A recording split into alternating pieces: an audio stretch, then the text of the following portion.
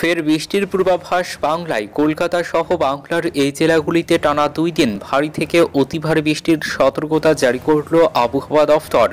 তো ফের কবে কখন থেকে কলকাতা সহ বাংলার কোন কোন জেলাগুলিতে টানা 2 দিন বজ্রবিদ্যুৎ সহ ভারী থেকে অতি ভারী বৃষ্টির সতর্কতা জারি করেছে আবহাওয়া দফতর, বিস্তারিত জানিয়ে দেব আজকের এই ভিডিওতে।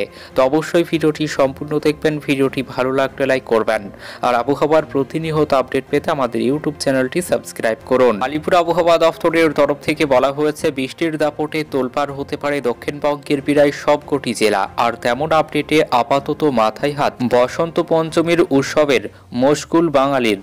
কিন্তু বৃষ্টি তো হবেই, তবে কোথায় কখন হবে বৃষ্টি এবার দেখে নিন এক নজরে।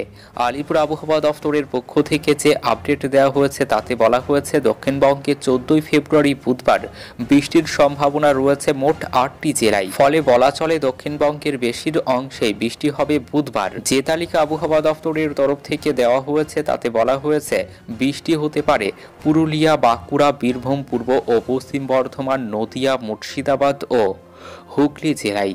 মেঘলা আকাশ, হালকা থেকে মাঝারি বৃষ্টির সম্ভাবনা রয়েছে এই জেলাগুলিতে। সঙ্গে ঝোড়ো হাওয়া বইতে পারে। সর্বত্রই বজ্রপাতের সতর্কতাও রয়েছে। বজ্রপাতের কারণে যাতে কোনো প্রাণহানি না ঘটে সেটি রুখতেও আলাদা করে সতর্ক থাকতে বলা হয়েছে আবহাওয়া দফতরের তরফে। দক্ষিণবঙ্গে বৃষ্টি বুধবারেই শেষ হচ্ছে না।